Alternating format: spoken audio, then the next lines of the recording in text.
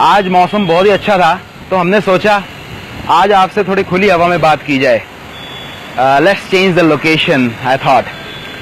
तो coming back on the topic, आज मैं आपके लिए टॉपिक लेके आया हूं, एक बहुत ही इंपॉर्टेंट टॉपिक, जो कि जब भी कोई भी स्टूडेंट वीजा लगाता है या उसके पेरेंट्स जब भी वीजा लगवाने के लिए किसी भी कंसल्टेंट या कहीं भी जाते हैं, तो वो जाते तो यही सोच के हैं कि हम अच्छे से लगाएं, हमारे से चाहे पैसे एक्स्ट्रा लग जाएं, मगर हमारा बच्चा या हम बाहर चले जाएं सक्सेसफुली, हमारा वीजा लग जाए। बट इसी चक्कर में कुछ ऐसी गलतियां हम लोग कर बैठते हैं जो कि हमें नहीं करनी चाहिए, और उन गलतियों का नतीजा क्या होता है जो कि हम में से कोई भी नहीं जानना चाहता, वो होता है रिफ्यूजल।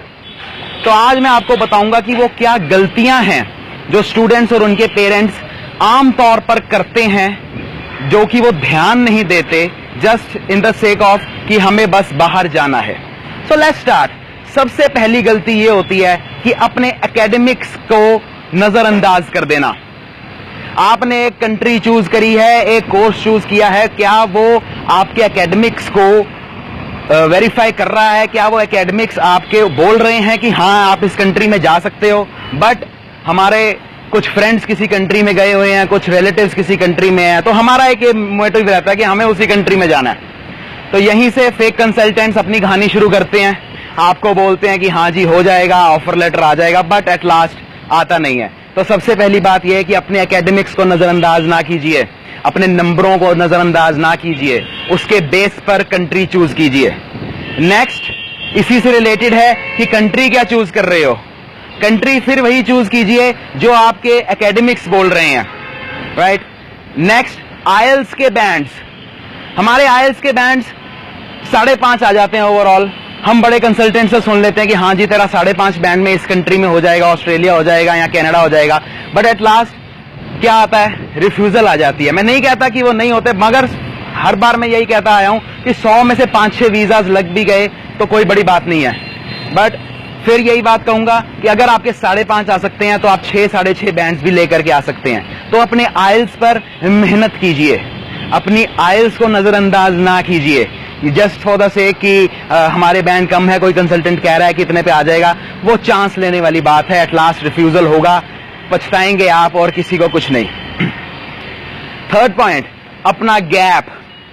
आपका कोई भी गैप है, आपको गैप, कौन सी कंट्री उस गैप को एक्सेप्ट कर रही है या कौन सी कंट्री उस गैप को एक्सेप्ट नहीं कर रही, ये चीज देखना आपके लिए बहुत ज्यादा जरूरी होता है।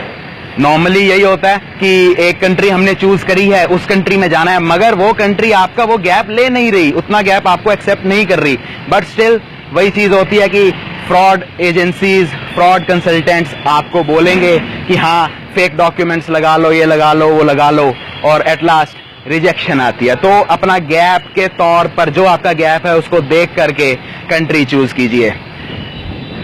नेक्स्ट बात आ जाती है आपकी फंडिंग को लेकर।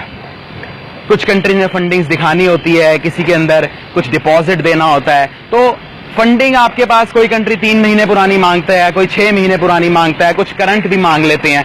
तो आपके पास जेन्युइन फंडिंग होनी चाहिए। पेरेंट्स बोलते हैं हमारे पास फंडिंग नहीं है, आप अरेंज करवा दीजिए। कंसल्टेंट, फ्रॉड कंसल्टेंट बोलता है जी हाँ मैं बिल्कुल करा दूंगा, तो एट लास्ट फिर से रिजेक्शन होनी है हाई कमीशन से। तो आपको कोई भी फ्रॉड फंडिंग नहीं दिखानी, जो भी दिखाना है अपना जेन्युइन दिखाना है, कोई भी फ्रॉड चीज या फ्रॉड फंडिंग हमको नहीं दिखानी। नेक्स्ट आ जाता है दोस्तों गैप को कवर करने के लिए। अब एक गैप है आपका, मान लीजिए आपने बीटेक करी, उसके बाद आपका 2-3 साल का गैप है। उस गैप में आपने कुछ किया होगा, आपने कोई जॉब करी है, आपने कुछ किया है, कुछ ट्रेनिंग ली है, आप उसका सर्टिफिकेट देंगे। जॉब की है तो कुछ सैलरी स्लिप्स होंगी, उसका एक्सपीरियंस लेटर होगा, ज्वाइनिंग लेटर होगा, वो सब चलता है, राइट। मगर यहां पर यही होता है कि किसी ने जॉब नहीं भी करी होती तो फिर से फेक कंसल्टेंट्स होते हैं कि हम आपका जॉब सर्टिफिकेट बनवा देंगे, हम आपका एक्सपीरियंस बनवा देंगे, हम आपकी डिग्री बनवा देंगे, हम आपकी एजुकेशन सर्टिफिकेट बनवा देंगे। एट लास्ट फिर से क्या होती है? रिजेक्शन। सो गाइज यही कहना चाहूंगा कि हमें कोई भी फ्रॉड डॉक्यूमेंट नहीं लगाना। आप गैप आपका अगर है तो आप बताइए, अगर आपको वो गैप वो कंट्री एक्सेप्ट कर रही है तो इट्स ओके, नहीं तो आप किसी और कंट्री की तरफ मूव ऑन कीजिए, क्योंकि अगर गैप है तो फिर आपने कुछ जेन्युइन किया है तो वही दिखाइए। कोई आपने जॉब करी या कुछ, कोई फेक डॉक्यूमेंट्स कागज पत्र दिखाएंगे, आपका वीजा रिजेक्ट ही होना है। हाई कमीशन हमसे 100 स्टेप्स 1000 स्टेप्स आगे है, उनको सब पता चल जाना है। लास्ट जो कि आ जाता है वो ये आ जाता है कि अपना जो कोर्स चूज करना, वो एकेडमिक्स को नजरअंदाज करके चूज कर लेना। वो कोर्स कि आपने एकेडमिक्स कुछ करे हुए हैं, आपका कोर्स बिल्कुल आउट ऑफ द वे हो गया, राइट। आपके एकेडमिक्स में किसी सब्जेक्ट्स में नंबर कम है, मेन सब्जेक्ट्स में, और आपने एक सब्जेक्ट में नंबर कम है, आपने उसी से रिलेटेड कोर्स चूज कर लिया, आपका वीजा रिफ्यूज होने के चांसेस बढ़ जाते हैं। तो जो आपने करा है जिसमें आपके अच्छे नंबर हैं वही आप सब्जेक्ट चूज कीजिए। नेक्स्ट पॉइंट है एकेडमिक्स से रिलेटेड ही कि अपने एकेडमिक्स में नंबर अच्छे रखिए, मिनिमम 60% आप रखिए। प्लस 2 के अंदर या अपनी ग्रेजुएशन के अंदर मिनिमम 60% आपको रखने ही रखने हैं, राइट। क्योंकि अगर 60% से कम होंगे तो आपका रिफ्यूजल आने के चांसेस हो जाएंगे, राइट। सो एट लास्ट यही कहना चाहूंगा कि अपने एकेडमिक्स, अपना गैप, अपने जॉब सर्टिफिकेट्स, अपनी फंडिंग, अपना आईएलटीएस, ये सब कुछ जेन्युइन रखिए। किसी भी फ्रॉड कंसल्टेंसी के बहकावे में मत आइए कि वो आपको कहें कि हम ये कवर कर देंगे, हम ऐसे लगा देंगे। एट लास्ट उनका कुछ नहीं जाना, उन्होंने आपसे प्रोसेसिंग फीस ले लेनी है और आपका वीजा रिजेक्ट ही होना है। सो गाइज, होपफुली आपको इससे कुछ समझ आया होगा, इस सेगमेंट से आपको कुछ नॉलेज मिली होगी। अगर आपको इससे कुछ भी नॉलेज मिली है तो वीडियो को लाइक कीजिए, ज्यादा से ज्यादा शेयर कीजिए ताकि लोग इसको और देख सकें और अपने डाउट्स क्लियर कर सके। मैं सीन Jaiswal 3 C's of study abroad से फिलहाल आपसे इजाजत चाहता हूं। नेक्स्ट टाइम फिर से आऊंगा इसी शो पर और कई टॉपिक्स लेकर। Till then take a very good care of yourself.